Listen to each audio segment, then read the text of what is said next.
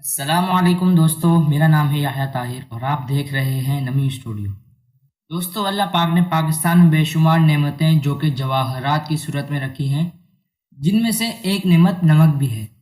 دوستو، آپ کو پتہ ہے کہ جہاں نمک کا کھانے میں ایک اہم کردار ہے، وہی روزمرہ کی ضروریات میں اور بھی بہت سی اشیاء میں بھی استعمال ہوتا ہے، جن کی تفصیل آگے ویڈیو میں موجود ہے۔ دوستو، نمک کے دو ذرائع ہیں، ایک سمندر اور دوسرا نمک کی کان۔ آج ہم بات کرنے والے ہیں نمک کی کان کے بارے میں۔ پاکستان میں دنیا کی دوسری بڑی نمک کی کان موجود ہے، اسلام آباد سے 160 جبکہ لاہور سے قریباً 250 کلومیٹر کے فاصلے پر کھیوڑا کے مقام پر یہ نمک کی کان واقع ہے۔ کھیوڑا میں موجود نمک کی یہ کان جنوبی ایشیا میں قدیم ترین ہے۔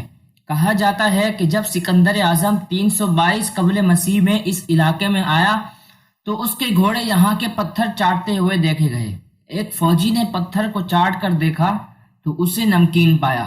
یوں اس علاقے میں نمک کی کان دریافت ہوئی۔ اس کے بعد یہ کان یہاں کے مقامی راجا نے خرید لی اور قیام پاکستان تک یہ کان مقامی جنگجو راجوں کی ملکیت رہی۔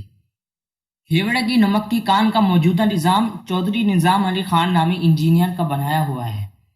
یہ کان زیر زمین 110 مربع کلومیٹر رقبے پر پھیلی ہوئی ہے۔ اس میں 19 منزلیں بنائی گئی ہیں، جن میں سے 11 منزلیں زیر زمین ہیں۔ نمک نکالتے وقت صرف 50% نمک نکالا جاتا ہے، جبکہ باقی 50% نمک بطور ستون اور دیوار کان میں رکھا جاتا ہے۔ دوستو، آپ کو یہ بات سن کر حیرانی ہوگی کہ اس کان میں سے سالانہ 3,25,000 ٹن نمک حاصل کیا جاتا ہے اور یہ نمک کھانے میں صرف 5% استعمال ہوتا ہے۔ بقیہ نمک صنعتی ضرورتوں مثلا شیشہ سازی، جہاز سازی، کھالوں کی صفائی، صابن کی تیاری اور خوراک کو محفوظ کرنے کے کام آتا ہے۔ دوستو، یہاں سیر و سیاحت کے شوقین حضرات کے لیے دیکھنے کو بہت کچھ ہے۔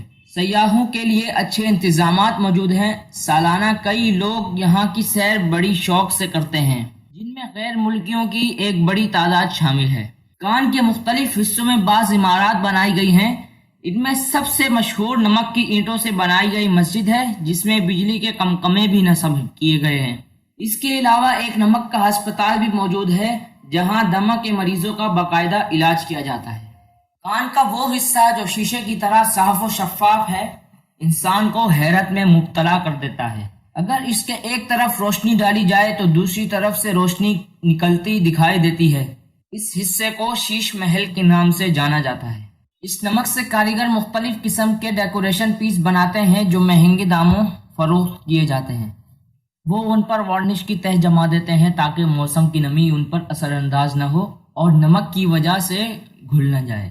دوستو، آج کی اس ویڈیو کا یہی اختتام کرتے ہیں۔ دوستو، آپ کو یہ معلوماتی ویڈیو کیسی لگی نیچے کمنٹ میں ضرور بتائیں، اور اگر چینل پر نیو ہیں تو سبسکرائب کریں۔ ویڈیو پسند آئی تو لائک کریں اور شیئر کریں۔ اب مجھے اجازت دیں، اپنا خیال رکھیے گا۔ اللہ حافظ۔